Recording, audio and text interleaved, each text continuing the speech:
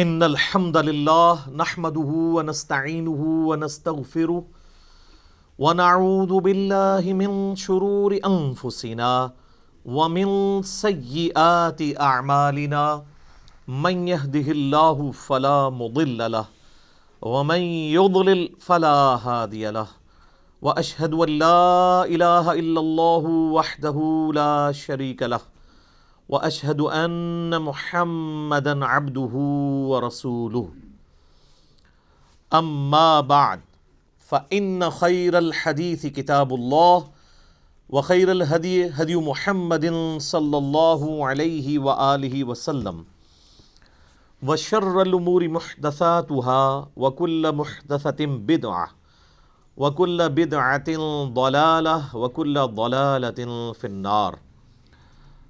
اعوذ باللہ السمیع العلیم من الشیطان الرجیم من ہمزہ ونفخہ ونفثہ بسم اللہ الرحمن الرحیم رب اشرح لی صدری ویسر لی امری واحلل عقدۃ من لسانی یفقہوا قولی. بسم اللہ الرحمن الرحیم ان اللہ وملائکتہ یصلون علی النبی یا ایہا الذین آمنوا صلوا علیہ وسلموا تسلیما. اللہم صل علی محمد وعلی آل محمد کما صلیت علی ابراہیم وعلی آل ابراہیم انک حمید مجید. اللہم بارک علی محمد وعلی آل محمد کما بارکت علی ابراہیم وعلی آل ابراہیم انک حمید مجید. اللہم ربنا آتنا فی الدنیا حسنة وفی الآخرة حسنة وقنا عذاب النار. ربنا آتنا من لدنک رحمة وہیئ لنا من امرنا رشدا. لا الہ الا انت سبحانک انی کنت من الظالمین. حسبنا اللہ ونعم الوکیل. یا حی یا قیوم برحمتک استغیث ولا حول ولا قوة الا باللہ العلی العظیم. آمین. الحمدللہ آج 15 دسمبر 2019 کو سنڈے کے دن قرآن کلاس نمبر 8 نمبر میں ہم اللہ کے فضل سے سورۃ البقرہ کا آغاز کرنے جا رہے ہیں. ہماری کلاس نمبر 7 پوری کی پوری سورۃ الفاتحہ کے اوپر تھی، چونکہ وہ قرآن حکیم کا مقدمہ ہے اور قرآن کی چند صورتوں میں سے ہے ایسی صورت جو مکمل طور پر یکمشت نازل ہوئیں. سورۃ الفاتحہ جو ہے وہ نزول کے اعتبار سے تو مکی صورت ہے، لیکن پورے قرآن کا مقدمہ ہے. قرآن حکیم میں اب جتنے بھی مضامین آئیں گے ان سب کی جڑ سورۃ الفاتحہ کے اندر آ چکی ہے. سورۃ الفاتحہ کے کنزیکٹو بعد اللہ تعالیٰ نے سورۃ البقرہ کو مصحف کی ترتیب میں رکھا ہے. اگرچہ یہ ترتیب نزولی کے اعتبار سے مدنی صورت ہے، لیکن مصحف کی ترتیب میں یہ اگر سورۃ الفاتحہ کو قرآن کا مقدمہ مانا جائے تو پہلی صورت قرآن پاک کی سورۃ البقرہ ہے. اپنے حجم کے اعتبار سے سب سے بڑی صورت ہے قرآن حکیم کی ہے، اور مضامین کی گہرائی کے اعتبار سے بھی اگر کوئی شخص سورۃ البقرہ مکمل کور کر لے تو اسے آلموسٹ پوری کے پورے قرآن پاک کی ڈاکٹرن کلیئر ہو جائے گی. اور ظاہر ہے یہ آلموسٹ 2.5 پاروں پہ پھیلی ہوئی صورت ہے. آپ کو پتہ ہے کہ قرآن حکیم میں 2/3 قرآن جو ہے وہ مکی ہے اور 1/3 قرآن جو ہے وہ مدنی ہے. اس 1/3 قرآن میں سے بھی 2/3 حصہ وہ پہلے آلموسٹ 6.5 پارے ہیں جو 4 صورتیں ہیں مدنی. سورہ فاتحہ تو مکی ہے، وہ مقدمہ ہے. اس کے بعد سورہ البقرہ، سورہ آل عمران، سورۃ النساء اور سورۃ المائدہ، یہ کنزیکٹو 4 مدنی صورتیں ہیں اور یہ 6.5 پاروں کے اوپر پھیلی ہوئی ہیں. حالانکہ یہ ترتیب نزول کے اعتبار سے بعد کی صورتیں ہیں، بلکہ سورۃ المائدہ میں تو کچھ آیات ایسی ہیں جو بالکل اینڈ پہ نازل ہوئی ہیں. یہ 4 صورتیں نبی صلی اللہ علیہ وآلہ وسلم کی جو شریعت ہے اس کو آلموسٹ کور کرتی ہیں، پلس آپ علیہ السلام سے جو پہلے اگلی امتیں گزر چکی ہیں جیوز اور کرسچنز ان کے جو ایشوز تھے، انہوں نے جو غلطیاں کیں اور اس کی وجہ سے اللہ تعالیٰ کے عذاب کا کوڑا ان پر پڑا، اور الٹیمیٹلی اللہ تعالیٰ نے یہ ڈیسائیڈ کیا کہ اب نئی امت کھڑی کی جائے گی، اور وہ امتیں جو ہزاروں سال سے اللہ تعالیٰ کی طرف سے اس منصب پہ فائز تھی ان کو معزول کیا جائے گا، اور اسی کے سمبل کے طور پہ پھر تحویل قبلہ بھی ہوئی کہ اب امت بھی نئی کھڑی کی ہے تو اب قبلہ بھی یروشلم کی بجائے خانہ کعبہ ہوگا جو ابراہیمی قبلہ تھا۔ میرا اس پہ بھی ایک کلپ چڑھا ہوا ہے کہ خانہ کعبہ یہ قبلہ اول بھی خانہ کعبہ ہے اور قبلہ آخر بھی خانہ کعبہ ہے، بیت المقدس یا یروشلم یہ درمیانی قبلہ ہے، کچھ عرصے کے لیے بیچ میں رہا۔ بہرحال وہ انشاءاللہ جب سورۃ البقرہ میں آیات آئیں گی تو ہم انہیں ڈیٹیل کے ساتھ ڈسکس کریں گے۔ ابھی تو چونکہ میں تعارف کے اوپر بات کر رہا ہوں، تو یہ جو 4 صورتیں ہیں یہ بھی جوڑوں کی شکل میں ہیں۔ پہلا جوڑا سورہ البقرہ اور سورہ آل عمران کا ہے۔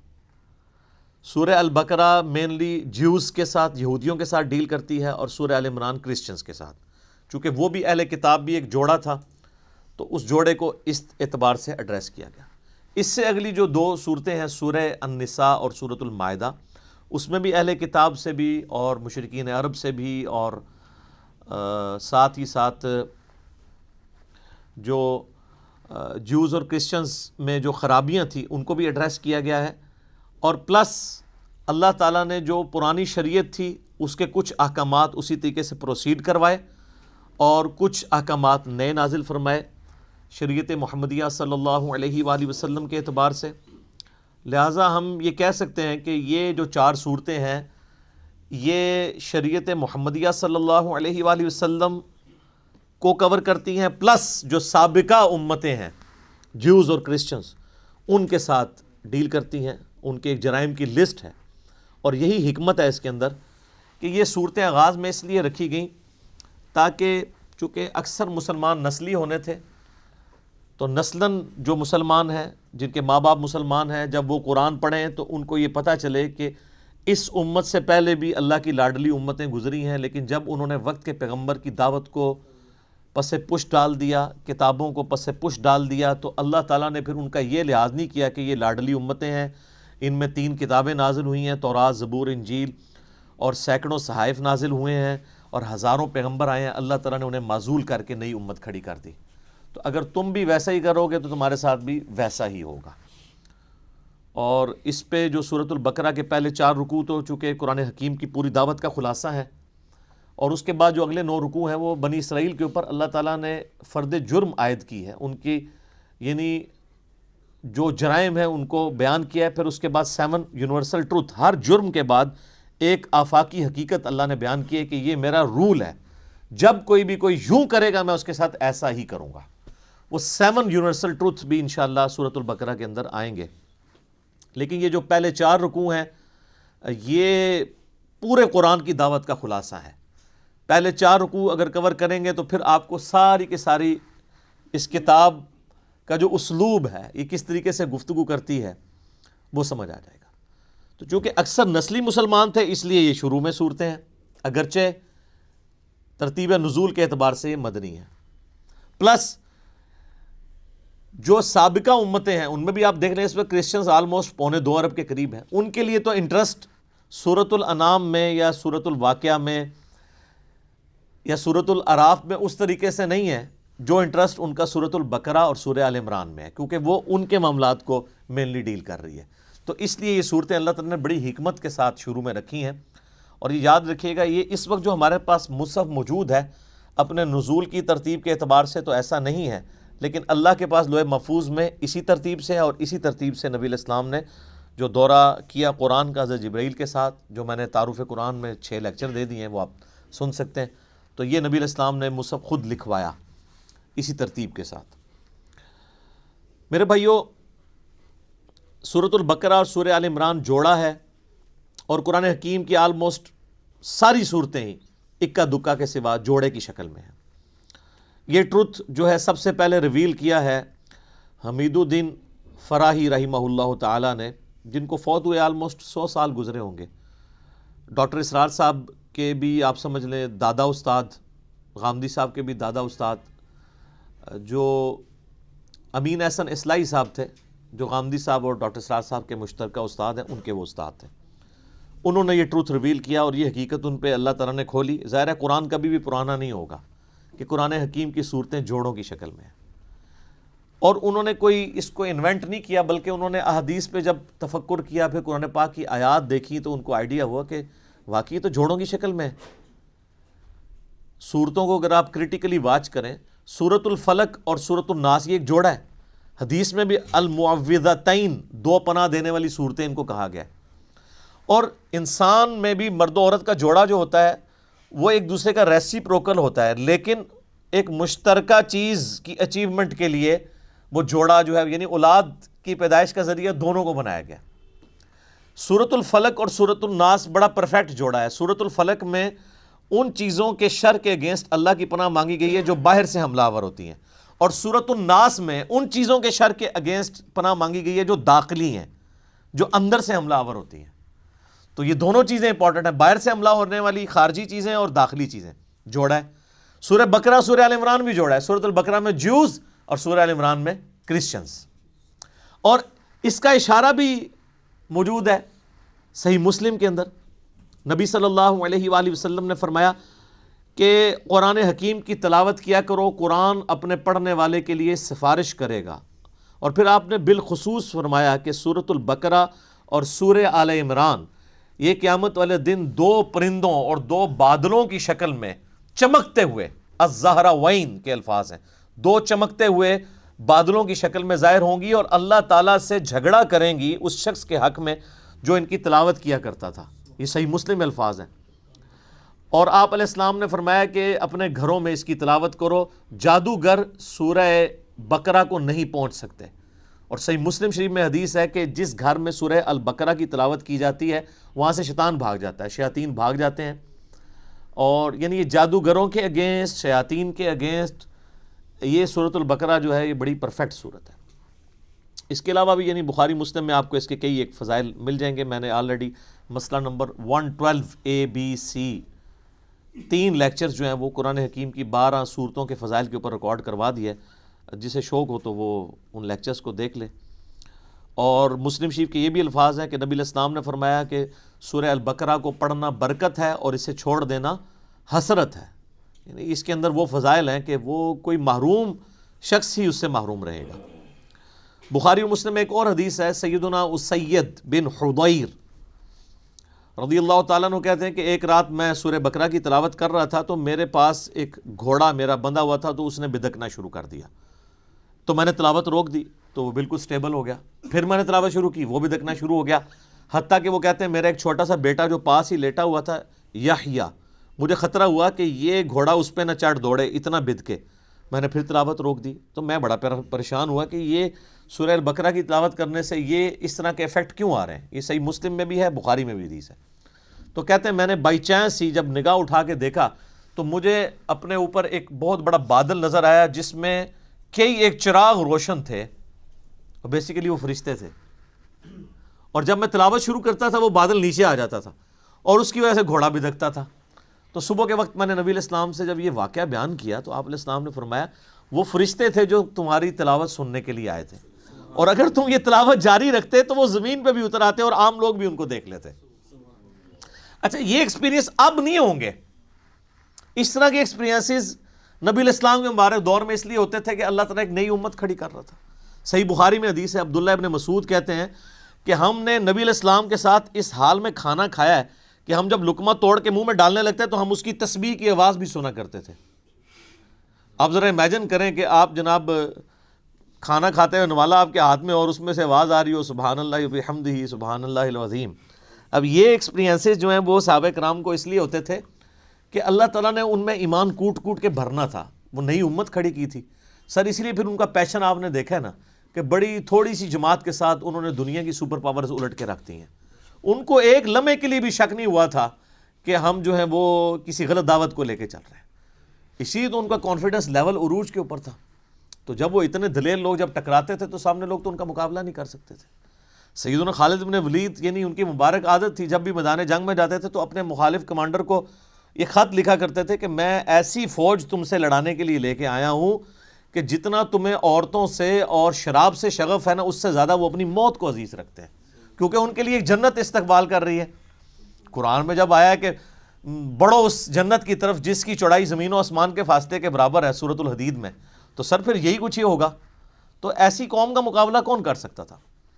تو لیکن اس قوم کو ایمان بالغیب سے ایمان بالشہادہ تک پہنچانے کے لیے نبی علیہ السلام کے مبارک ہاتھوں سے ایسے معجزات کروائے گئے، یا آپ کی مبارک زندگی میں ایسے معجزے ظاہر ہوئے جس سے لوگوں کو یقین آ گیا کہ نبی علیہ السلام اللہ کے سچے پیغمبر ہیں۔ بخاری مسلم میں کتنی حدیثیں ہیں آپ کی مبارک انگلیوں سے پانی کے چشمے جاری ہوتے ہوئے صحابہ کرام نے دیکھے۔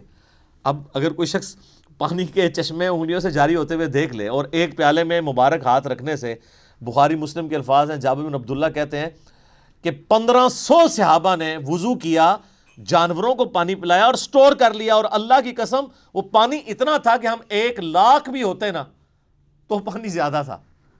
اس وقت بہرحال ہم 1500 تھے۔ اب اس طرح کے بے شمار یعنی ایکسپیرینسز، میں نے اس کے اوپر پورا لیکچر دیا ہے، مسئلہ نمبر 131 ABCD، نبی علیہ السلام کے معجزات کے اوپر، اس کے بعد پھر کرامات، استدراج، علوین، یہ ساری چیزیں کیا ہیں، ان کو میں نے ڈسکس کیا۔ تو اس طرح کے ایکسپیرینسز اس وقت ہو جایا کرتے تھے۔ پھر صحیح مسلم کے اندر ایک حدیث ہے کہ قرآن حکیم کی جو آیت اعظم ہے، آپ علیہ السلام نے ابی ابن کعب سے پوچھا کہ بتاؤ قرآن کی سب سے عظمت والی آیت کون سی ہے؟ تو انہوں نے کہا اللہ لا الہ الا هو الحی القیوم۔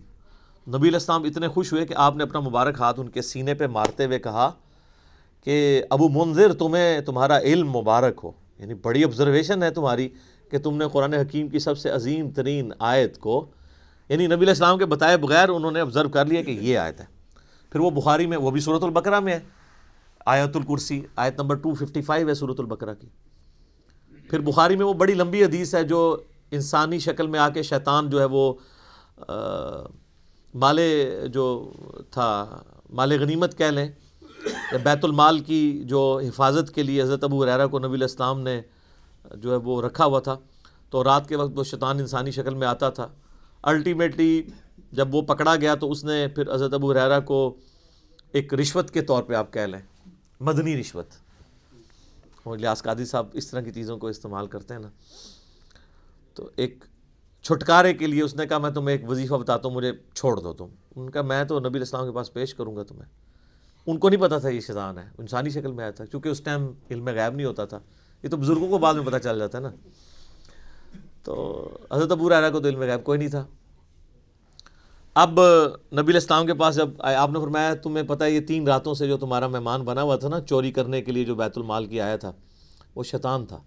البتہ جو اس نے جاتے ہوئے یہ بات کی نا کہ قرآن حکیم میں ایک آیت ایسی ہے کہ اگر تم رات کو بسترے پہ جاتے وقت تلاوت کر لو تو صبح تک اللہ تعالیٰ تمہاری حفاظت پہ ایک فرشتہ معمور کر لے گا، تو وہ ہے تو جھوٹا تھا، اس نے بات سچی کی ہے۔ تو اس سے ایک اصولی بات پتہ چل گئی کہ اگر کوئی جھوٹا شخص بھی صحیح بات کرے نا تو بات کو لینا چاہیے، بندے کو چھوڑ دینا چاہیے۔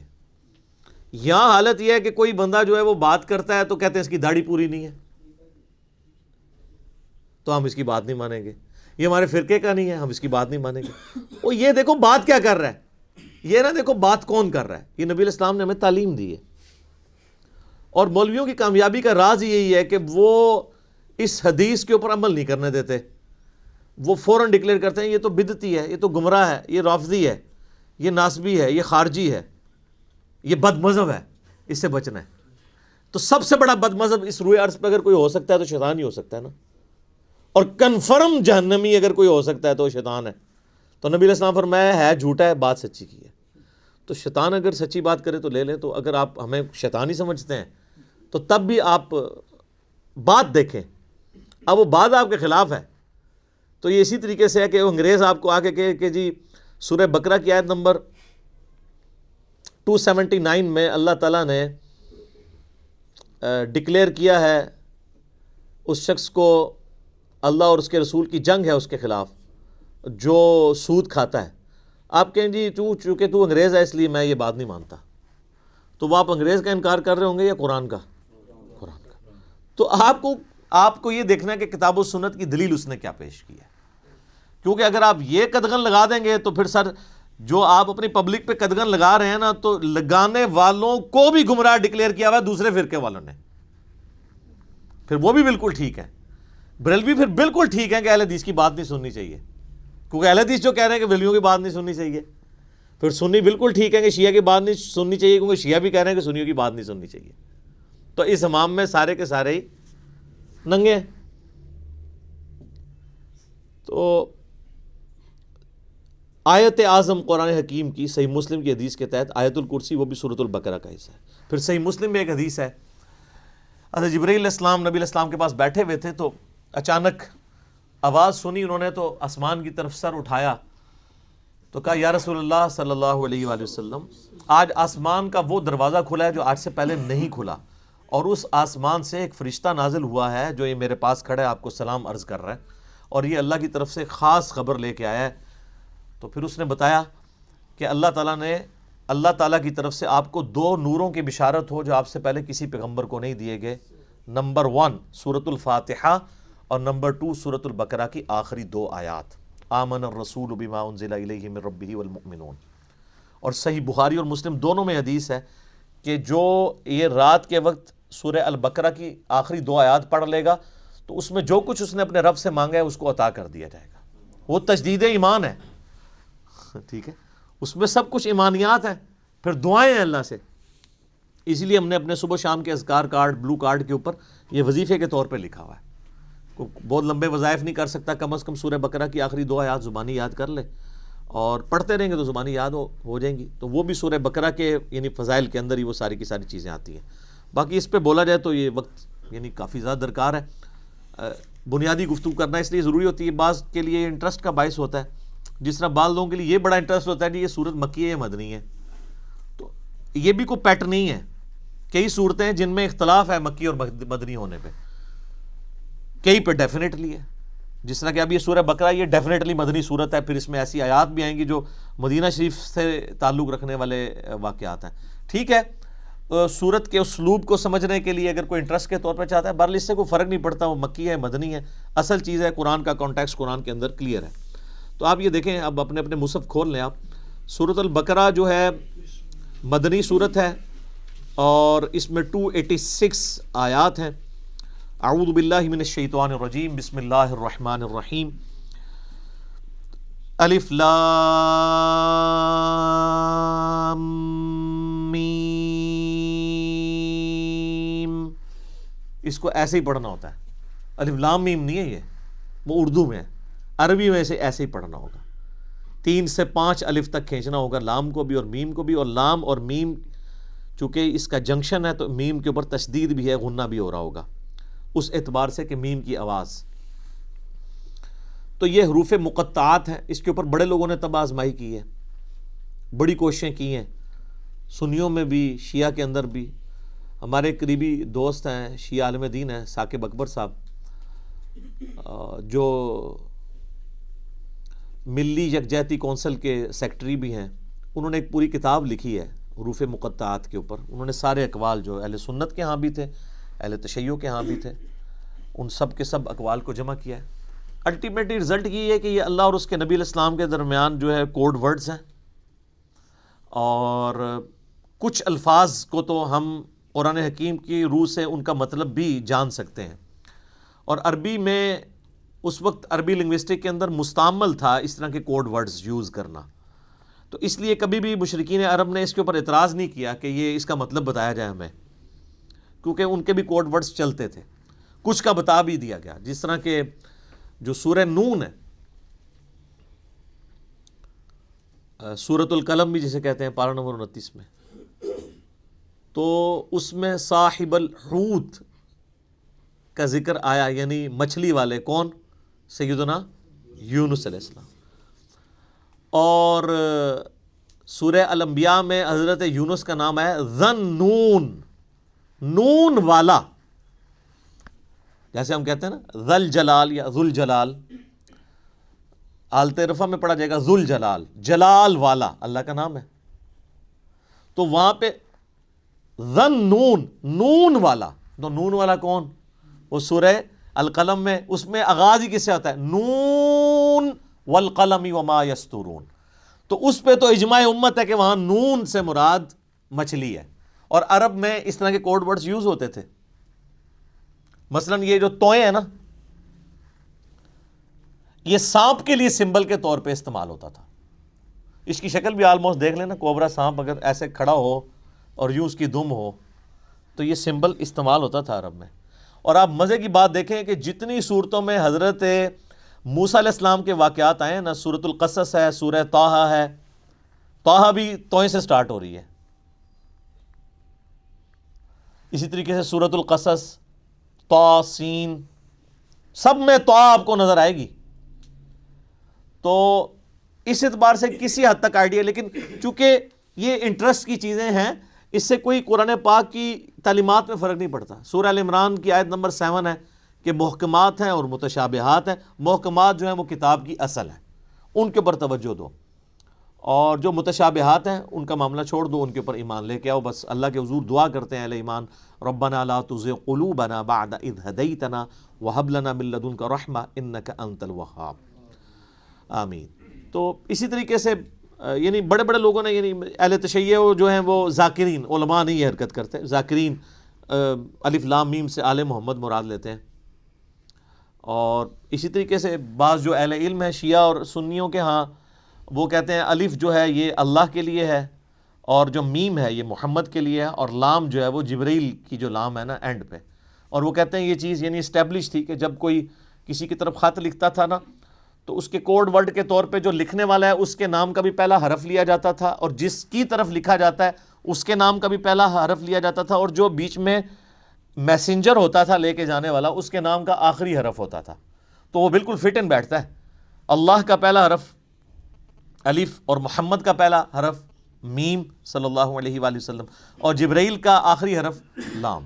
تو یہ بڑے لوگوں نے اس کے اوپر کام کیا ہے. ایون امام ابن تیمیہ نے بھی اس کے اوپر کافی طب آزمائی کی ہے، بڑے لوگوں نے کیا ہے. تو اتنی گفتگو کافی ہے میرا خیال ہے. اصل تو میسج کو سمجھنے کی ضرورت ہے. ذالک الکتاب لا ریب فیہ، یہ وہ کتاب ہے جس میں شک کی کوئی جگہ نہیں ہے. دیکھیں کتنے جاہ و جلال کے ساتھ کتاب اوپن ہو رہی ہے. کانفیڈنس لیول آپ کتاب کا دیکھیں. کتاب سٹارٹ ہو رہی ہے کہ بھئی یہ کتاب جو آپ پڑھنے جا رہے ہو کوئی شک نہیں. کوئی شک کیوں نہیں؟ اس کی وجہ یہ کہ اس کتاب کے اندر جو کانفیڈنس اور جو سچائیاں بیان ہوئی ہیں نا، وہ اپنا آپ منوا لیتی ہیں. اور اس میں یہ بھی امپلائڈ تھا کہ جو سابقہ امتیں ہیں نا، جیوز اور کرسچنز، ان کو اس میں کوئی شک نہیں ہے. جس طرح کہ سورہ الانعام میں آتا ہے کہ نبی علیہ السلام کو ایسے پہچانتے ہیں جس طرح اپنے بیٹوں کو. اور سورۃ الاعراف میں آتا ہے کہ یہ اس نبی کو، نبی امی کو اپنے اندر پا رہے ہیں جس کی صفات وہ تورات اور انجیل کے اندر پڑھتے تھے. یعنی یہ کتاب کوئی شک نہیں ہے کہ یہ وہی کتاب ہے. مراد یہ کہ یہ وہی کتاب ہے جس کی پروفیسیز تورات اور انجیل کے اندر موجود تھی. کوئی شک نہیں ہے. ان معنوں میں بھی بے شک یہ وہی کتاب ہے جس کا تمہیں انتظار تھا، اور ان معنوں میں بھی کہ یہ اللہ کی طرف سے نازل ہوئی ہے، اس میں کوئی کنٹراڈکشن نہیں ہے، یہ اللہ کی کتاب ہے. دونوں اعتبار سے یہ شک سے پاک ہے. جو سورہ النساء کی آیت نمبر 82 میں بھی آگے چل کے آئے گا کہ اگر قرآن کسی اور کی طرف سے آتا اللہ کے سوا تو تم اس میں بڑا اختلاف کثیر پاتے. یعنی اس کی آیات آپس میں ٹکرا رہی ہوتی، ایک مضمون کچھ اور کہہ رہا ہوتا، دوسرا اس کے بالکل اپوزٹ. تو اتنی موٹی کتاب بغیر ٹکراؤ کے یہ اللہ کا کلام ہے. اور پھر اس کا جو کانفیڈنس لیول ہے نا، یہ کئی لوگوں کو بڑا اپیل کرتا ہے. یہ عبد الرحیم گرین جو ہے نا، مسلمان ہوئے ہیں نا، جو اس وقت انگلینڈ کے اندر بہت بڑے ایک مسلمان اسکالر ہیں، وہ ایسا بندہ ہے کہ یعنی اس وقت جتنے لوگ مسلمان ہوئے ہیں نا، بڑے ہائی ٹیر پہ لوگ، ان میں اس طرح کا بندہ کوئی نہیں ہے. یوسف ایسٹس اگر ہیں تو یوسف ایسٹس جو تھے امریکن یعنی پروٹیسٹنٹ ایک پریسٹ تھے، مسلمان ہوئے ہیں. لیکن یہ جو عبد الرحیم گرین ہے نا، اس نے دنیا کے سارے مذاہب پریکٹیکلی پھرے ہیں. 4 سال تک بدھسٹ بھی رہے ہیں، کرسچن بھی رہے ہیں، سارے مذاہب پھر کے اینڈ پہ یہ اسلام کی طرف آئے ہیں. آپ ان کی لائف سٹوری بھی انگلش میں رکھی ہوئی ہے جو انہوں نے سنائی ہے. تو وہ عبد الرحیم گرین کہتے ہیں کہ جب مجھے قرآن یعنی جب میں نے پڑھنا شروع کیا نا، تو میں یعنی قرآن پاک کے کانفیڈنس سے بڑا متاثر ہوا کہ یہ بڑے یعنی پیشن کے ساتھ بات کرتا ہے. نمبر 1. نمبر 2، وہ کہتا ہے قرآن میں اس طرح کا ربط نہیں ہے جو انسانی کتابوں میں ہوتا ہے، کیونکہ قرآن کا سٹائل خطبے کا ہے، جو میں پہلے ایڈریس کر چکا ہوں. یہی بات اس نے جوشوا نے بھی کی، جس کا پچھلے دن ہم نے کلپ بھی چڑھایا تھا. How Bible lead me to accept Islam.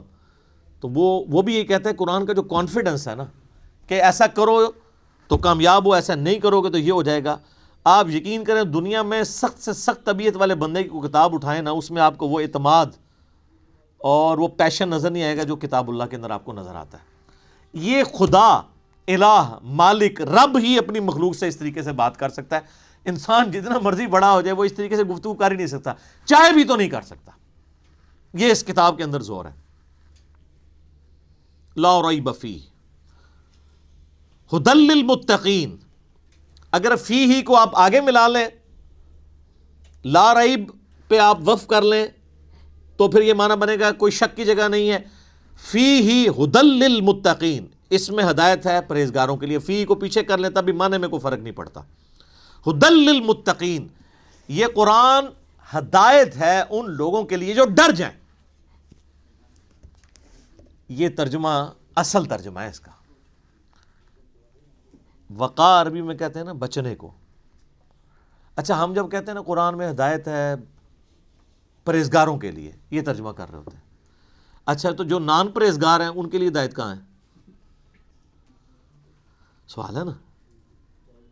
تو اس کا معنی ہی غلط کیا گیا. اس کا ترجمہ مولانا مودودی رحمہ اللہ تعالیٰ نے بالکل ٹھیک کیا کہ یہ کتاب ہدایت ہے ان لوگوں کے لیے جو ڈر جائیں, چاہے وہ کافر ہے, چاہے مسلمان ہے, چاہے گناہ گار ہے, چاہے نیکوکار ہے.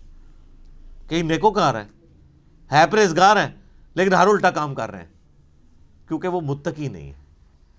پرہیزگار یعنی جو آپ نے لائسنس رکھے ہوئے ہیں, داڑھی, شلوار ٹخنوں سے اوپر, تسبیح, ٹوپی, یہ لائسنس ہی ہے نا کسی کی پرہیزگاری کا. آج دنیا میں کسی کو جج کرنے کا طریقہ کیا ہوتا ہے؟ بڑا نیک ہے, وہ کیا دیکھ رہے ہوتے ہیں؟ یہی کچھ دیکھ رہے ہوتے ہیں, گیٹ اپ. حالانکہ تقویٰ تو ادھر ہوتا ہے, وہ تو اللہ کو پتہ ہے ریاکاری کے لیے کر رہا ہے, دکھلاوے کے لیے کر رہا ہے, کس لیے کر رہا ہے. بہرحال جو دنیا کے لائسنس ہیں ان میں جو پرہیزگار ہیں ان میں سے کئی لوگ ہیں جو متقی نہیں ہیں. تو ھدی للمتقین, یہ ہدایت ہے ان کے لیے جو ڈر جائیں. جو بھی ڈر جائے اس کو لیے قرآن کے اندر ہدایت ہے, اور جو نہ ڈرے اس کے لیے قرآن میں کوئی ہدایت نہیں. یہ بڑی خطرناک بات ہے. قرآن سٹارٹ اس سے لے رہا ہے کہ قرآن میں ہدایت اس کے لیے ہے جو ڈر جائے, اور جو نہیں ڈرے گا کوئی ہدایت نہیں.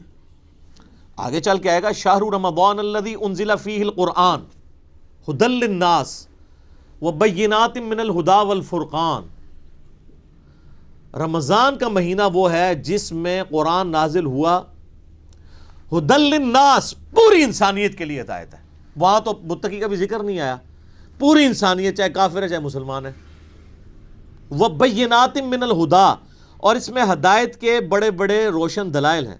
والفرقان, اور حق اور باطل میں تمیز کرنے والی کتاب ہے یہ. اچھا یہ الفرقان نبی الاسلام بھی ہے. صحیح بخاری میں حدیث ہے محمد فرق بین الناس, محمد صلی اللہ علیہ وآلہ وسلم لوگوں میں حق اور باطل میں فرق ہے. یہ کتاب بھی الفرقان ہے. تو ھدی للمتقین, ان کے لیے ہدایت ہے جو ڈر جائیں. اس کا کیا مطلب ہے؟ کہ جو شخص زندگی میں غور و تفکر کے بعد اس رزلٹ پہ پہنچے کہ مجھے میری مرضی کے بغیر کسی نے پیدا کیا اور اس نے اس فیس آف ارتھ میں مجھے پٹ کر دیا, اور یہ میری آبزرویشن ہے کہ سب لوگوں نے مرنا ہے, تو اگر سب لوگوں نے مر جانا ہے تو مر کے کس اگلی ایسی زندگی میں جانا ہے؟ اگر کسی کے بنائے سے ہم بنے ہیں تو پھر جس نے بنایا ہے اس کو رسپانس نہ کیا تو مرنے کے بعد جب اس کے سامنے پیشی ہوگی مرنے کے بعد تو کہیں شرمندگی نہ اٹھانی پڑے. جب یہ تصور کسی بھی انسان کے دماغ میں آ جائے, اس کا دل اس تصور کی گواہی دے دے تو وہ فوراً ڈر جائے گا, یار مجھے کس نے پیدا کیا؟ میرے تو ماں باپ کو بھی نہیں پتا کہ مجھے کس نے پیدا کیا, وہ خود کیسے پیدا ہوئے. تو الٹیمیٹلی ایک خدا کا تصور آتا ہے نا, وہ اللہ جس نے ہماری مرضی کے بغیر ہمیں پیدا کیا وہ ہمارے ساتھ کچھ بھی کر جائے ہمیں کو بچا نہیں سکتا. سب سے بڑا تو اس نے ہمارے ساتھ کام کر دیا نا کہ پیدا کر دیا, ہم سے پوچھ کے کیا. تو اب بھی جو کچھ وہ کرے گا تو کوئی نہیں کچھ کر سکتا. تو اس میں پھر آسانی کی راہ کیا ہے کہ اسی رب کی پناہ لے لی جائے, اور اسی کے لیے کتابیں نازل ہوئیں, پیغمبر آئے, کہ سورۃ البقرہ کے پہلی 4 رکوع کے اندر پورے قرآن کا خلاصہ آ جائے گا. تو جب ایسا شخص غور و تفکر کرے گا نا تو فوراً اس کے اندر ایک ڈر پیدا ہوگا، یار میرا کیا بنے گا، کہیں میں نے جانا ہے، کسی کو منہ دکھانا ہے، میں کیا کروں؟ تو اس کے لیے پھر قرآن میں ہدایت ہے. ایسا شخص الٹیمیٹلی قرآن تک بھی پہنچ جائے گا، پیغمبروں کی تعلیمات تک بھی پہنچ جائے گا، اور ایسا شخص جب قرآن کو پڑھے گا تو اسے ہدایت ملے گی. فذکر بالقرآن من یخاف وعید، اے نبی علیہ السلام قرآن سے اسے نصیحت کریں جو اللہ کی دھمکی سے ڈر جائے. کتنی حیران کن بات ہے، نبی علیہ السلام کو منع کیا گیا، جو دھمکی سے نہیں ڈرتا اس کے لیے کوئی نصیحت نہیں ہے. فذکر ان نفعت الذکر، نصیحت کرو اگر نصیحت کرنا کسی کو فائدہ دیتا ہو. سیذکر من یخشی، نصیحت اس کو کریں جو ڈرتا ہے. وَيَتَجَنَّبُهَا الْأَشْقَى، اور جو شکی ہو چکا ہے، بدبخت ہو چکا ہے، ڈرنے کے لیے تیار نہیں، چھوڑ دیں. الَّذِي يَصْلَى النَّارَ الْكُبْرَى، اس کا علاج یہ کہ ہم اسے بڑی آگ پہ پیش کریں گے. ثُمَّ لَا يَمُوتُ فِيهَا وَلَا يَحْيَا، پھر وہ نہ وہاں پر زندوں میں ہوگا نہ مردوں میں. قَدْ أَفْلَحَ مَن تَزَكَّى، بے شک کامیاب وہ ہوا جس نے اپنے نفس کا تزکیہ کر لیا، پاکیزگی کی روش اختیار کر لی. وَذَكَرَ اسْمَ رَبِّهِ فَصَلَّى، اور اپنے رب کا نام لے کر نماز قائم کی، نماز پڑھی. آپ دیکھیں کہ سورہ الاعلیٰ، اس کو آپ پورے کے پورا یعنی ایک جو اللہ کی دعوت ہے اس کو کور کرتی ہے. بل تؤثرون الحیات الدنیا، لیکن تمہارا اصل مرض یہ ہے کہ تم دنیا کی زندگی کو ترجیح دیتے ہو. والآخرۃ خیر لک من الاولی، والآخرۃ خیر وابقی، جبکہ آخرت جو ہے وہ بہتر بھی ہے اور باقی بھی رہنے والی. ان ھذا لفی الصحف الاولی، یہی ایک یونیورسل ٹروتھ اور کانٹے کی اصل بات تھی جو قرآن سے پہلے صحیفوں میں بھی نازل ہوئی تھی. صحف ابراہیم و موسیٰ، چاہے وہ ابراہیم کے صحائف ہوں چاہے موسیٰ علیہ السلام کے صحائف، ایک ہی کانٹے کی بات تھی. کیا؟ بل تؤثرون الحیات الدنیا والآخرۃ خیر وابقی. اب یہ بھی سر پھر ہم صحیح کہتے ہیں نا کہ کتابوں کا خدا اور ہے اور بابوں کا خدا اور. یہ کتابیں ڈسکس ہو رہی ہیں. اللہ اکبر. الذین یؤمنون بالغیب، وہ ڈر جانے والے لوگ کون ہیں؟ ان کی نشانی آئی ہے کہ وہ غیب پر ایمان رکھتے ہیں. غیب کہتے ہیں ان سین چیز کو. جو غیب پر ایمان نہیں رکھتا اس کے لیے قرآن میں کوئی ہدایت نہیں ہے.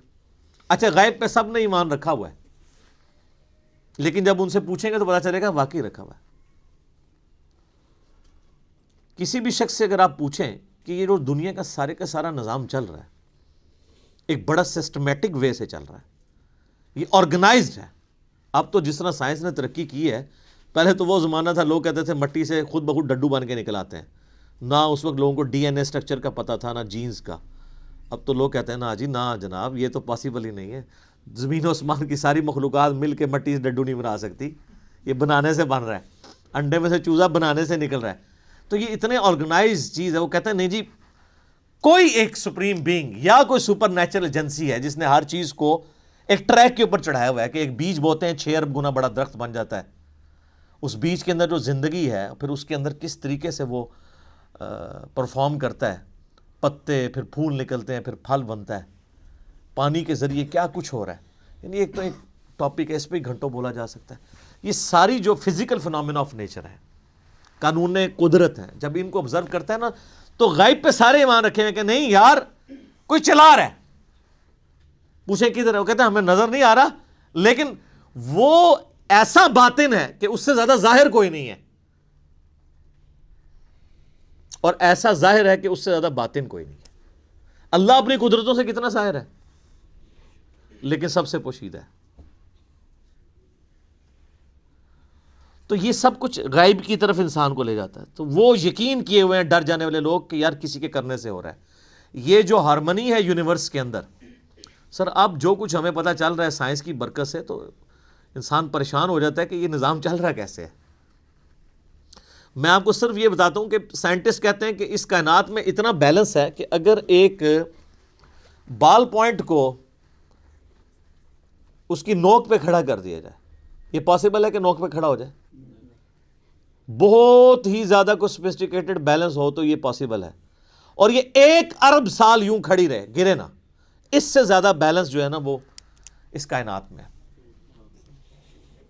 اور یہ balance millions of fine tunings کے ساتھ چل رہا ہے. ایک ایک فائن ٹیون اگر خراب ہو جائے نظام نہیں چل سکتا. یعنی پانی کو اگر آپ دیکھیں تو پانی کی جتنی پراپرٹیز ہیں, کیمیکل پراپرٹیز, فزیکل پراپرٹیز, ہر ایک فائن ٹیون ہے. اس کی گریوٹی ڈسٹرب ہو جائے ختم. یہ فضا کے اندر جو آکسیجن اور نائٹروجن کی مقدار ہے, نائٹروجن زیادہ ہو جائے یا آکسیجن کم ہو جائے, کوئی زندہ رہ سکتا ہے؟ یہ بھی ایک فائن ٹیوننگ ہے. سورج کا زمین سے فاصلہ, یہ بھی فائن ٹیوننگ ہے. پھر سورج اور زمین کے درمیان جو اللہ تعالیٰ نے لیئرز رکھی ہیں, 99.99% ہارمفل ریز ہیں سورج کی, وہ نیچے آتی نہیں ہیں, راستے میں ریپیل ہو جاتی ہیں. کچھ اگر کراس بھی کرتی ہیں ارتھ میگنیٹک فیلڈ کی وجہ سے ریپیل ہو جاتی ہیں, اور صرف وہی آتی ہیں. سر سائنٹسٹ کہتے ہیں کہ یہ میریکل پلانٹ بنایا گیا ہے اس لیے کہ یہاں پہ زمین پہ انسانیت کو آباد کیا جائے. وہ کہتے ہیں یہ پلان کے بغیر ہو ہی نہیں سکتا. اس کو لائف کے لیے, لائف ایگزسٹ کرنے کے لیے فیزیبل بنایا گیا ہے. وہ کہتے ہیں سپریم بی یا مدر نیچر, کوئی بھی نام دے دیں, الٹیمیٹلی غیب پہ سب کے سب لوگ ایمان رکھتے ہیں. تو سر جب وہ اس طرح کے غیب پر ایمان رکھنے والے لوگ ہوں گے تو پھر الٹیمیٹلی ان کے اندر ایک کوالٹی پیدا ہو جائے گی کہ وہ اس گاڈ کو رسپانس کریں گے. وہ کہیں گے بس سب کچھ پھر تو ہی تو ہے, تیرے لیے سب کچھ ہونا چاہیے. تو وہ اگلی بات ہے, وَيُقِيمُونَ الصَّلَاةَ, نماز قائم رکھتے ہیں. پھر وہ نماز پڑھتے نہیں ہیں, نماز پڑھنے والے بہت ہیں, قائم رکھنے والے بہت تھوڑے ہیں. یعنی نماز کا پھر حق ادا کرتے ہیں. ایک تو اس میں ظاہر ہے سب سے بہتر چیز وہی ہے, یعنی پاکیزگی کا اعتبار سے اور پھر پروٹوکول سے نماز پڑھنا. پھر اس کے بعد نماز پڑھنے کے بعد جب آپ حقوق العباد کے معاملات میں آئیں گے تو آپ واقعی جس خدا کو آپ نماز کے اندر مانے ہوئے تھے, نماز کے باہر بھی اسی خدا سے ڈرتے ہوئے آپ ہیرا پھیری نہیں کریں گے, ڈنڈی نہیں ماریں گے, رشتہ داروں کے حقوق نہیں دبائیں گے, ماں باپ کے ساتھ بد اخلاقی نہیں کریں گے, بیوی بچوں کے حقوق نہیں سلب کریں گے, کسی کی جائیداد نہیں ہتھیائیں گے, کسی کو دھوکہ نہیں دیں گے, دودھ میں پانی نہیں ملائیں گے, حرام خوری نہیں کریں گے. یہ سب کی سب چیزیں نماز قائم کروا رہی ہوں گی آپ سے. تو نماز قائم کرتے ہیں. اور یہ جو الصلاۃ ہے نا جی, اس کا ترجمہ ویسے انگلش میں لوگ پریئر کر دیتے ہیں. پریئر اپروپریٹ ٹرانسلیشن بن ہی نہیں سکتی الصلاۃ کی. اردو میں ہم یا فارسی میں نماز کہتے ہیں. الصلاۃ بیسیکلی ورشپ ہے. ہم اللہ کی پریئر نہیں کرتے, ورشپ بھی کرتے ہیں پلس پریئر. نماز پریئر تو ہوتی ہے دعائیں, جس طرح کرسچنز آپ دیکھیں اپنے گرجوں میں جا کے میوزک کے ساتھ بھی دعائیں کر رہے ہوتے ہیں, وہ صرف پریئر ہے, وہ نماز نہیں پڑھ رہے ہوتے. ہم نماز پڑھتے ہیں صلاح, جس میں پریئر بھی ہوتی ہے اور ورشپ. ورشپ ہوتی ہے کہ آپ جس کو اپنا الہ مانے ہوئے اس کے سامنے پوسچرز بناتے ہیں. تو ہم اپنے خدا کے سامنے پوسچرز بناتے ہیں نا, قیام کی حالت میں کھڑے ہوتے ہیں, اس طرح بھی پوسچر بناتے ہیں, ایسے بھی پوسچر بناتے ہیں, چاہے وہ ربنا لک الحمد کے بعد بنا لیں یا قیام میں بنا لیں, پوسچر یہ بھی ایک بناتے ہیں ارسال الیدین والا. پھر گھٹنے پہ ہاتھ رکھ کے رکوع کی حالت میں اللہ کے سامنے پوسچر بناتے ہیں. پھر الٹیمیٹلی اپنا ماتھا زمین پہ رکھ کے پوسچر بناتے ہیں. پھر بیٹھ کے پوسچر بناتے ہیں. یہ سارے کے سارے جو پوسچرز ہیں ہماری ادائیں ہیں, اور پھر ہر ادا کے اندر ہم اذکار بھی کر رہے ہوتے ہیں, پریئرز بھی کر رہے ہوتے ہیں. تو پریئر پلس پوسچرز یہ مل کے ورشپ اور عبادت اور صلاح بنتی ہے. وَمِمَّا رَزَقْنَاهُمْ يُنْفِقُونَ, اور وہ خرچ کرتے ہیں اس رزق میں سے جو ہم نے ہی ان کو دیا تھا. کیا بات ہے, ساتھ ہی کہہ دیا کہ اگر کر رہے ہو تو کسی کو اکڑ نہ آ جائے, دیا بھی ہمارا ہوا ہے. اور اس میں یہ چیز بھی امپلائڈ ہے کہ جو شخص گاڈ کانشیسنس رکھے گا, تقوی رکھتا ہوگا نا, وہ جیب ضرور ڈیلی کرے گا. انسان جیب وہیں ڈیلی کرتا ہے, پیسہ وہیں پہ خرچ کرتا ہے جہاں اس کا کوئی مفاد ہو. اب جس کا یہ یقین ہی نہیں ہے کہ اللہ تعالیٰ نے مجھے یہ مال خرچ کیا ہوا واپس لوٹانا ہے 700 گنا یا اس سے بھی بڑھ کے قیامت والے دن، وہ تو نہیں جیب ڈھیلی کرے گا۔ تو قرآن میں آیا کہ اپنے دیے ہوئے مال میں سے جو اللہ نے تمہیں دیا ہے خرچ کرو، لیکن ہم لوگ لوگوں کے دیے ہوئے مال میں سے خرچ نہیں کرتے، اپنے اوپر لگاتے ہیں۔ یہ کچھ ہو رہا ہے۔ کتنے لوگ ہیں، ایک امام مسجد صاحب تھے، ان کا فون آیا ایک دفعہ اکیڈمی میں، کئی سال پہلے کی بات ہے، کہتے ہیں جی اس آیت نے میری زندگی بدلی ہے۔ کہتے ہیں میں نے جب قرآن ترجمے سے پڑھنا شروع کیا نا، تو میں جب اس آیت پہ پہنچا تو ادھر ہی میں رک گیا، میں نے کہا میں تو لوگوں کے دیے ہوئے مال کو اپنے اوپر خرچ کر رہا ہوں۔ تو قرآن تو کہتا ہے کہ وہ ہمارے دیے ہوئے مال میں سے اللہ کی راہ میں خرچ کرتے ہیں۔ کہتے ہیں اس دن میں نے طے کیا کہ میں نے کوئی تنخواہ نہیں لینی، فی سبیل اللہ نمازیں اور قرآن لوگوں کو پڑھانا ہے، اور جو میرے اپنا کوئی میں نے سورس آف انکم مینیج کیا میں اس میں سے نکال کے اللہ کی راہ میں دیتا ہوں۔ یہاں آپ دیکھ لیں علماء کتنی لگژریس لائف انجوائے کر رہے ہیں، اور نام لیتے ہیں جو بیت المال سے تو خلفۂ راشدین کا خلیفہ بھی وظیفہ آتا تھا۔ خلفۂ راشدین کا وظیفہ یہ آتا تھا کہ آپ جناب لینڈ روور گاڑیاں خریدیں اور 4 پیچھے وہ باڈی گارڈ بٹھائیں جو ایک وقت میں 2 کلو چھوٹا گوشت کھا جاتے ہیں۔ سر خلفۂ راشدین تو سوکھی کھانے والے تھے۔ ایک عام مہاجر کا جو وظیفہ تھا وہ خلفۂ راشدین کا لگا ہوا تھا۔ ہم نہیں کہتے امام مسجد کی تنخواہ حرام ہے، ہم کہتے ہیں پھر سبسسٹنس لیول پہ آخرت بھی لینی ہے، دوویں جانے مٹھے باہو نہ، آخرت لینی ہے تو پھر آپ کو دنیا کا کمپرومائز کرنا پڑے گا۔ سبسسٹنس لیول پہ بالکل ٹھیک ہے، ہم کبھی بھی اسے کنڈم نہیں کرتے۔ میں جو مولویوں کے چندے اور قربانی کے کھالوں کی مخالفت کرتا ہوں نا، اس سے مراد کبھی بھی میرا یہ نہیں ہے۔ میں تو شروع سے یہ کہہ رہا ہوں کہ جو دین کے لیے وقف ہیں ان کی جو فائنانس ہے وہ باقی مسلمانوں کا کام ارینج کریں۔ میں اختلاف یہ کرتا ہوں کہ اس کے اوپر یہ جدادیں جو بنا رہے ہیں اور جو لگژریس لائف گزار رہے ہیں، اسلام آباد میں ہزاروں امام مسجد آپ کو ایسے مل جائیں گے، چلیں ہزاروں میں ایگزیجریشن ہو جائے گی، سینکڑوں، کہ جو سائیکل پہ آئے تھے آج انہوں نے ہونڈا سیوک رکھی ہوئی ہے، ساتھ ڈرائیور بھی رکھے ہوئے ہیں، ان کی کوئی فیکٹری نہیں ہے، کوئی دکان نہیں ہے۔ اللہ کا فضل ہے، اللہ کا فضل یہ ہے کہ ایک مسجد پہ وہ قبضہ کرتے ہیں۔ وہ آپ اسلام آباد میں تو یہ حالت ہے نا، ابھی اجاڑ زمین پڑی ہوئی ہوتی ہے، سی ڈی اے سے لوکیٹ کراتے ہیں کدھر مسجد بننی ہے، وہاں جا کے وہ ایک چھوٹا سا کمرہ ہو، ہمیں بھی ترس آ رہا ہوتا ہے یار کتنی مشکل ہے، اور نہ پائی بڑی وڈی انویسٹمنٹ کر رہے ہیں، دنیا کی کوئی انویسٹمنٹ کا مقابلہ نہیں کر دی۔ اجاڑ میں جا کے ایک چھوٹا سا کچا سا کمرہ بنا کے بیٹھ جاتے ہیں، ایک چھوٹا سا وضو خانہ ہوتا ہے، پرانے سے لوٹے، ایک باتھ روم، وہ بھی ٹین کا بنا ہوا۔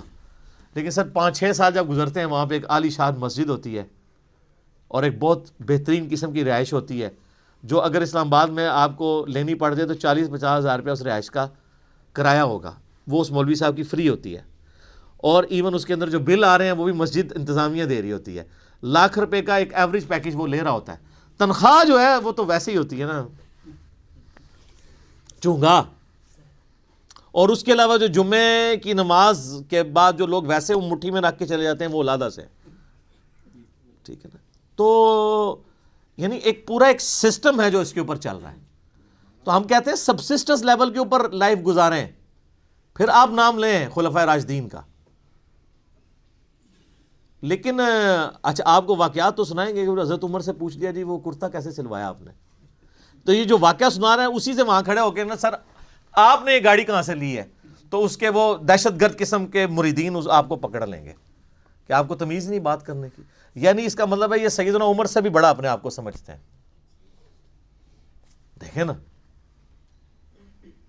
تو پھر ہمیں واقعات کیوں سناتے ہیں آپ اگر خود آپ عمل نہیں کرتے؟ تو اللہ کے دیے ہوئے مال میں سے اس کی راہ میں خرچ کرتے ہیں۔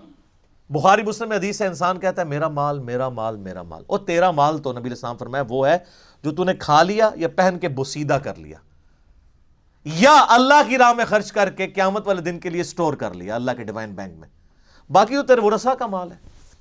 بخاری اور مسلم دونوں میں حدیث ہے کہ انسان کے 3 دوست ہیں، ایک ہی قبر میں ساتھ جاتا ہے، وہ اس کے اعمال ہیں، باقی اس کا مال اور اس کے رشتہ دار وہ باہر ہی رہ جاتا ہے۔ تو جس نے ساتھ جانا ہے اس کے ساتھ پھر پکی یاری لگانی چاہیے نا۔ اللہ اکبر۔ نبی علیہ السلام کی حدیث ہے بخاری اور مسلم میں، نبی علیہ السلام نے فرمایا اے اللہ محمد اور آل محمد کو بس اتنا ہی رزق دینا کہ ان کی روح اور جسم کا رشتہ برقرار رہے۔ کیوں؟ آپ علیہ السلام زیادہ مال کو اوائڈ کرتے تھے، آپ کی فقر کی زندگی تھی، اور یہ فقر اڈاپٹڈ تھا۔ اما عائشہ کہتی ہیں خیبر کے بعد تو وسعت ہو گئی تھی، لیکن حضور کی وفات تک ہماری حالت ہے، بخاری مسلم دونوں میں حدیث ہے، بعض اوقات 1 مہینہ، بعض اوقات 2، بعض اوقات 3 مہینے بھی ہمارے گھر میں چولہا نہیں جلتا تھا، 2 کالی چیزوں، کھجور اور پانی پہ گزارا ہوتا تھا، اور کھجور بھی کوئی پیٹیاں یا ٹوکرے نہیں، 2 کھجوریں صبح اور 2 شام کو بس، اور 1 میٹھا پانی کا پیالہ صبح اور 1 شام کو، یہ ٹوٹل رزق تھا۔ میٹھا پانی اس وقت ایک ایشو تھا، دور سے بھر کے لانا پڑتا تھا۔ اور اس میں مجھے بتائیں، حضور کی بیویاں حضور سے شکایت نہ کرتی تو کیا کرتی؟ لیکن جب شکایت کی، سورۃ العذاب میں اللہ تعالیٰ نے ڈانٹ پلائی، ایسی ڈانٹ پلائی کہ یہاں تک کہا کہ اے نبی ان کو کہو کہ میں تمہیں مال دے کے چھوڑ دیتا ہوں۔ ہائے ہائے ہائے! اور حضور آئے ہیں، بخاری مسلم کے الفاظ ہیں، کہ عائشہ جاؤ اپنے باپ سے مشورہ کرنا ہے کر لو، اللہ نے تو مجھے کہہ دیا اگر تم اس طرح ہی فقر کی زندگی گزارنا چاہتی ہو میرے ساتھ رہو، تو ادروائز میں تمہیں چھوڑ دیتا ہوں مال دے کے۔ انہوں نے کہا میں اللہ، اس کا رسول اور آخرت کو چاہتی ہوں۔ وہ قرآن میں یہ آیا تھا، اگر تم اللہ، اس کے رسول اور آخرت کو چاہتی ہو تو پھر اسی طریقے سے نبی کے ساتھ گزارا کرو۔ تو آپ کی بیویاں اگر آپ کے ساتھ غصہ کھائیں نا تو صبر کیا کریں۔ نبی کی بیویاں، نبی کی تربیت یافتہ بیویاں، ان کے ساتھ اگر یہ معاملہ ہو سکتا ہے تو ہماری بیویاں تو پھر ان سے بہت دور ہیں۔ تو یہ فقر کی زندگی نبی علیہ السلام کی اسی لیے اڈاپٹڈ تھی۔ والذین یؤمنون بما انزل الیک، اے نبی علیہ السلام وہ لوگ ہیں جو ایمان لاتے ہیں اس پر جو آپ کی طرف نازل ہوا، وما انزل من قبلک، اور اس پر بھی جو آپ سے پہلے نازل ہوا۔ اچھا، ادھر یہ نہیں آیا کہ اور اس پر بھی جو آپ کے بعد نازل ہوگا، اس کا مطلب ہے کہ نبوت ختم ہو چکی ہے۔ وَبِالْآخِرَةِ هُمْ يُوقِنُونَ، اور آخرت کی زندگی کے اوپر وہ یقین رکھتے ہیں۔ سر دیکھیں، کتابوں پر ایمان لاتے ہیں اور آخرت پر کیوں؟ آخرت پہ ایمان لانا کافی نہیں ہے، یقین ہونا ضروری ہے۔ یقین نہیں ہوگا آپ کا قبلہ درست نہیں ہوگا۔ یقین کو آپ اسی طریقے سے سمجھ لیں کہ اگر آپ کو کہیں نا کہ یار استری، گرم استری کو اگر ہاتھ لگ جائے نا تو ہاتھ جل جاتا ہے، اور کسی کا جلا ہوا ہاتھ دکھا بھی دیا جائے تو صرف ایمان ہی ہوگا یہ آپ کا، کیونکہ آپ نے خود جلتے ہوئے نہیں دیکھا۔ یقین کے لیے آپ کو استری کے اوپر ہاتھ رکھنا پڑے گا، گرم استری پہ۔ اس کے بعد جو آپ کو یقین آئے گا تو آپ ٹھنڈی استری کو بھی ہاتھ نہیں لگائیں گے، چیک کریں گے نا۔ تو یہ ہے یقین، آخرت کا یقین انسان کا قبلہ درست کرتا ہے، ایمان والا معاملہ۔ اچھا، قادیانی اس کے اندر بھی جو ہے وہ 2 نمبری کرتے ہیں۔ وہ بالآخرۃ ہم یوقنون میں وہ کہتے ہیں کہ یہ جو آخرہ اس سے مراد ہے جو اس کے بعد نازل ہوا، حالانکہ وہ قرآن کے اسلوب میں بیٹھتا ہی نہیں ہے۔ ویسے کوئی بےمانی کرنا شروع کر دے علیحدہ بات ہے، وہ تو قرآن اپنے اسلوب میں بالکل کلیئر ہے۔ اب اس میں دیکھ لیں آپ، عقیدہ توحید بھی کلیئر ہے، عقیدہ رسالت بھی کلیئر ہے، کیونکہ آیا کہ ایمان لاتے ہیں جو تم پہ نازل ہوا، اور عقیدہ آخرت بھی۔ جو بنیادی اسلام کے 3 عقائد ہیں وہ سورہ بقرہ کے، میں نے کہا تھا پہلے 4 رکوع جو ہیں نا وہ قرآن کی دعوت کا خلاصہ ہیں، آلموسٹ 40 کے قریب آیات، لیکن پہلی 4 آیات کے اندر ہی کتنی مضامین کی گہرائی موجود ہے۔ تو آپ سے پہلے یعنی تورات اور انجیل اور باقی صاحب یعنی اولڈ ٹیسٹمنٹ، نیو ٹیسٹمنٹ، اس میں بھی ایمان لاتے ہیں، اور آپ پہ جو نازل ہوا۔ ظاہر ہے کہ جوز اور کرسچنز کو چونکہ یہ پتہ تھا کہ اللہ کی کتاب ہے، پروفیسیز موجود تھیں۔ ایون آج کی آپ انجیل مقدس اٹھائیں، جو انارکلی سوسائٹی، جو بائبل سوسائٹی جو ہے انارکلی لاہور، اس میں اولڈ ٹیسٹمنٹ، نیو ٹیسٹمنٹ اور صحائف جو ہیں وہ بنی اسرائیل کے پیغمبروں کے، انہوں نے انجیل مقدس کے نام سے آلموسٹ اتنی والیوم کی ہے، لیکن وہ باریک رائٹنگ ہے، قرآن سے 3 گنا بڑی وہ کتاب ہے۔ آپ اس میں ابھی بھی آپ اولڈ ٹیسٹمنٹ میں تورات کے اندر چلے جائیں، ڈیوٹرانومی چیپٹر نمبر 18 کی جو ہے وہ آیت نمبر 18 پڑھ کے دیکھ لیں۔ اے موسیٰ علیہ السلام، میں تیرے ان کے یعنی امتیوں کے بھائیوں میں سے تیری مانند ایک رسول اٹھاؤں گا، تو وہ یعنی بنو اسرائیل میں سے نہیں بلکہ بنو اسماعیل میں سے۔ میں قرآن کے تعارف میں اس کے اوپر چونکہ بول چکا ہوں، آپ دیکھیں۔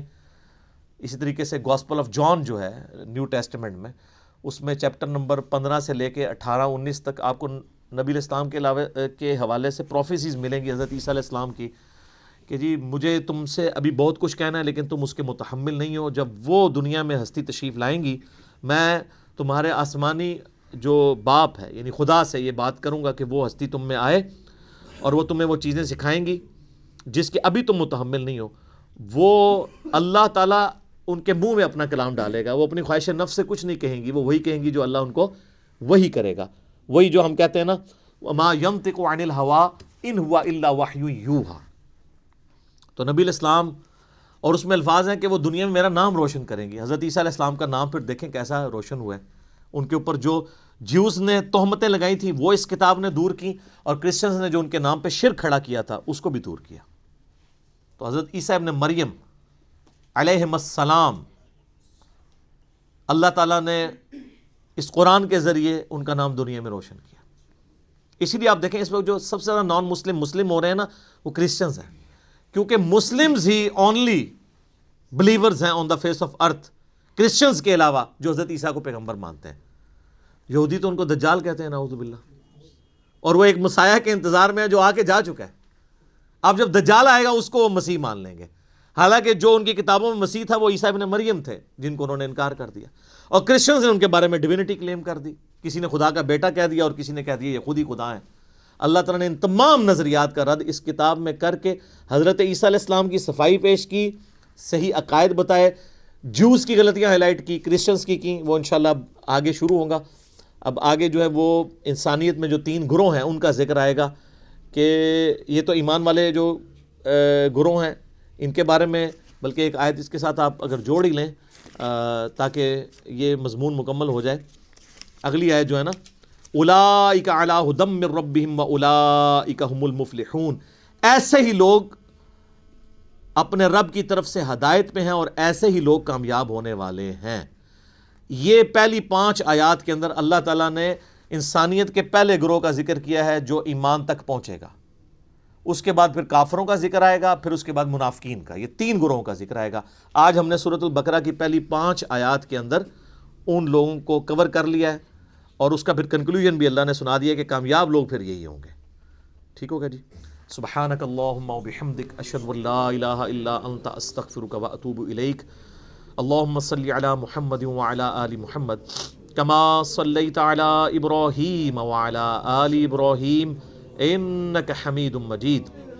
اللہم بارک علی محمد وعلی آل محمد کما بارکت علی ابراہیم وعلی آل ابراہیم انک حمید مجید. اللہ تعالیٰ سے دعا ہے جو حق بات میں نے کہی اللہ تعالیٰ ہمارے دلوں میں راسخ فرمائے. اگر جذبات میں میرے منہ سے کوئی غلط بات نکل گئی اللہ تعالیٰ ہمیں معاف بھی کر دے، ہمارے دلوں سے محو کر دے، ہمیں کتاب و سنت کی تعلیمات پر عمل کر کے دوسرے بھائیوں تک پہنچانے کی توفیق عطا فرمائے. سبحانک اللہم وبحمدک اشہد ان لا الہ الا انت استغفرک واتوب الیک وما علینا الا البلاغ المبین. جزاکم اللہ خیرا.